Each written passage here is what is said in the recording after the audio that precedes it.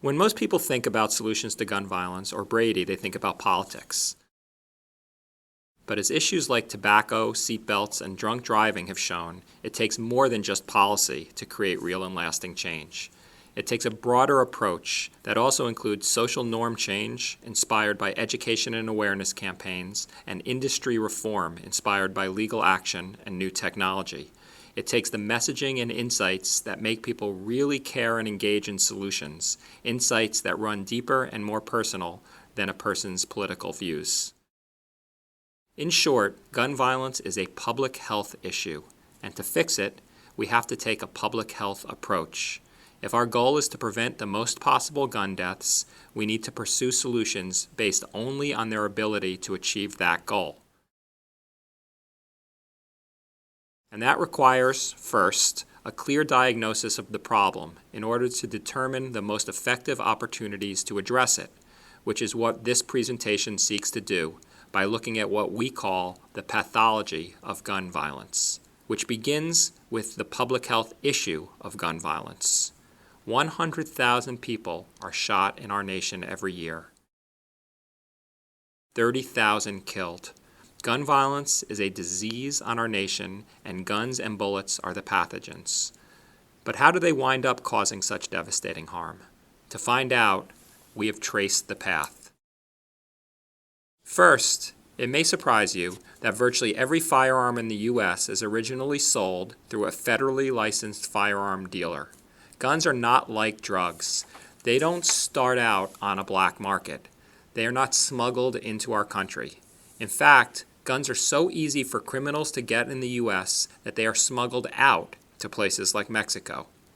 Then, when you look at how these guns wind up causing 30,000 deaths every year, you can break it down into two basic paths, defined by the intent of the person who obtains the gun. Either someone who has criminal or harmful intent, or someone who does not. So first, let's look at the top group, people with criminal or harmful intent, and how specifically the guns get into their hands. There are literally only three basic ways. The first is what's called a straw purchase, where somebody who can pass a background check purchases a gun for somebody who cannot. A big part of this problem can be traced to a few bad apple gun dealers, licensed dealers that are required to do background checks who knowingly sell guns to straw purchasers. Just 1% of these bad apple gun sellers account for about 60% of crime guns. The second way guns get into criminal and dangerous hands is through sales that require no background check at all. You'll hear these called private sales. An estimated 40% of gun sales occur this way, without background checks, thousands every day. These are not casual transactions between family members or hunting buddies. It's big commercial business putting guns directly in the hands of criminals and traffickers who cannot pass background checks or would simply prefer the added anonymity. A big part of this problem is gun shows, and what's known as the gun show loophole. Here's a quick montage from undercover work Brady has done to show how shockingly simple it is for anyone to buy a gun at a gun show without a background check. No questions asked.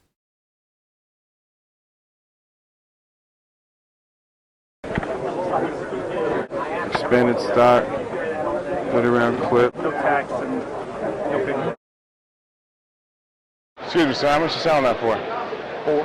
4? Yeah. You want to look at it? Yeah, please.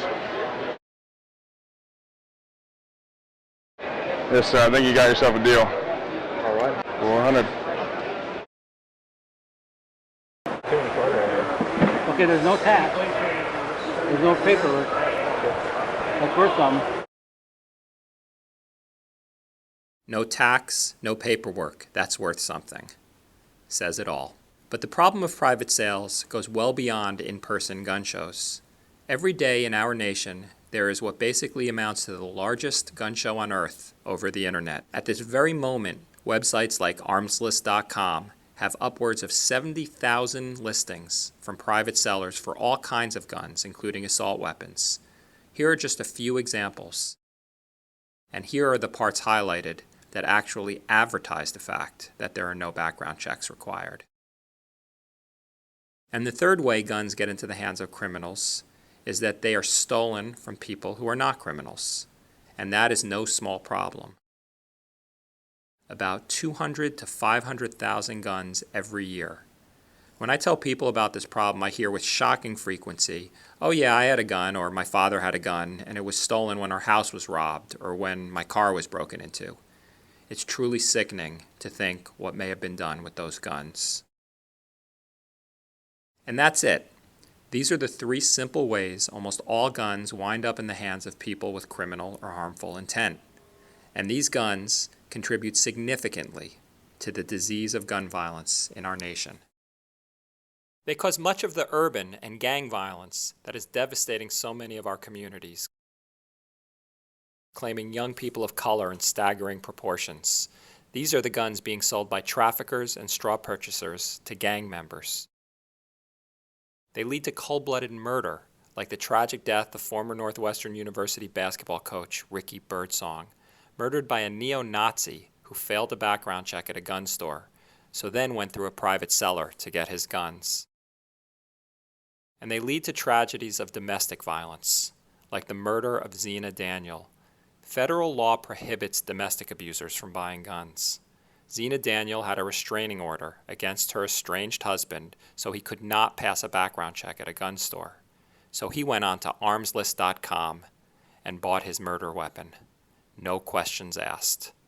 Every year, 574 women are murdered, like Zena, by intimate partners, many with guns that are purchased without a background check. And all these tragedies, caused by people with criminal or bad intent, amount to between 5,000 and 10,000 violent deaths every year. Preventing this part of the problem is as straightforward as keeping guns out of criminal and dangerous hands, which points us to some straightforward solutions. First, this is the primary opportunity for policy, to keep guns out of the hands of the people we can readily identify, people who are already not allowed to own guns, and people we all agree should not have them. And by far, the greatest opportunity to do this is to expand effective Brady background checks to all commercial gun sales. Background checks work. They have prevented 2 million purchases by people like felons, fugitives, and domestic abusers. But as the murders of Ricky Birdsong and Zena Daniel show, there are massive loopholes that allow people to buy as many guns as they want, no questions asked. Closing those gaping holes is our biggest policy priority. And we can powerfully demonstrate the impact it would have. There are also effective anti-trafficking policies that could have a big impact keeping guns out of the hands of criminals and off the streets of our most violence-plagued cities, cutting off a big part of the primary market that ultimately leads to the black market. The second big opportunity to keep guns out of the hands of criminals is through legal action. If 60% of crime guns come from 1% of bad apple gun dealers, and these dealers are motivated only by their bottom line, then we need to go after those 1% of dealers and make selling guns to criminals bad for their bottom line. And then there's an important role for technology. If up to 500,000 guns are stolen every year, a technology that could render a gun useless to anyone but its legal owner could have a significant impact in preventing guns from being used by criminals. And those are the three simple ways guns get into dangerous hands and what we can do to prevent it. Some want you to believe it's more complicated. And while it's true that some criminals will always be able to get guns and no one solution can fix the whole problem, this shows there are real things we can do to prevent guns from getting into criminal or dangerous hands and prevent many of the 5,000 to 10,000 deaths those guns cause. So now let's look at the rest of the gun deaths in America. The deaths caused by the 300 million guns already in homes across our country, mostly owned by people without harmful or dangerous intent. These are guns purchased for purposes like hunting, target shooting, or protection, but wind up leading to most of the gun deaths in our nation. Most of these are suicide, including youth suicide. In fact, 2/3 of all gun deaths are suicides, including the 17s and young adults who take their own lives every day, many using a parent's gun. And then there are the 9 children and teens that are shot unintentionally every single day. Brian Crowell was at his friend's house on the day of Christmas Eve before his family's big annual holiday dinner when he was unintentionally shot and killed by his friend who was playing with a gun he found in his home. Brian's last words to his friend were, "I can't believe you shot me." Most of the guns behind these tragedies are not purchased or owned with the idea they are going to harm someone, yet they result in more than 2/3 of all gun deaths, 20 to 25,000 every year. The problem may not seem as intense as urban violence, because the deaths are spread out in less densely populated areas where gun ownership rates are highest. But when you look at it on a per capita basis, the statistics become startling. If you put together all of the rural areas of America and combine them into one large fictional city, a citizen of that city would be more likely to die from a bullet than residents of the average real inner city. This isn't a gun problem. It's a responsibility problem. Thousands of tragedies in homes across our country could be prevented every year if parents and others had more responsible attitudes and behaviors based on the real risks around guns in the home. And to address this massive part of the problem, we need major public awareness and education campaigns. We need to change social norms, just like we've seen on those other analogous issues, like drunk driving and tobacco, where campaigns like Friends Don't Let Friends Drive Drunk and Secondhand Smoke have stigmatized behavior that was considered not only acceptable but glamorous a generation ago.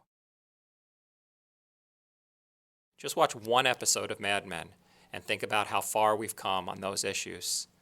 We believe we have the exciting potential to create the same kind of sea change around guns through the same kind of public health and safety campaigns.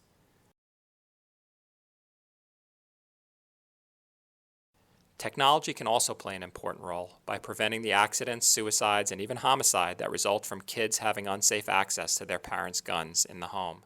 And if we can do all of this in the way that it has been laid out here, keeping guns out of the hands of people with bad intent, the people we all agree shouldn't have them, and we can change attitudes, behaviors, and social norms among the mostly lawful owners of the 300 million guns already out there, it is easy to see how we can interrupt all of the basic paths that guns take from gun dealer to gun violence and have a real impact toward what we all want, a safer nation with fewer gun deaths. And so now, how does all of this insight and analysis relate to Brady's strategy and our vital role on the gun violence issue? Well, we've been working hard to hone Brady's strategy to achieve the level of focus that we have to work effectively within a cohesive movement and ultimately achieve our audacious and vitally important goal of reducing the number of gun deaths in our nation. And what we've boiled it down to is that everything we do, every strategy we pursue, every program we create, every penny we spend is determined by 3 key factors.